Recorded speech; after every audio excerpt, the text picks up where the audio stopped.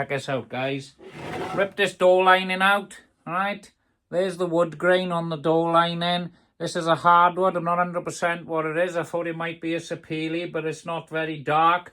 But from here to here on this timber, let me bring you in, it is 45 years, alright? And angle to angle is 75-year-old. I've got a piece of tannalized timber by here I've cut just to show you.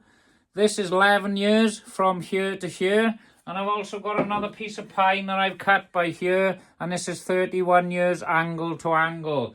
So it's surprising how much timber have changed over the years. Look at the quality of this they used to have back in the day. And this is just 30 years ago. The weight on this is insane. It's shocking how heavy it is.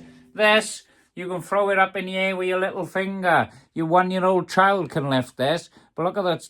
Look at those rings on there, how massive they are each year of growth. But that's just 11 years from top to bottom. But yeah, major difference in timber.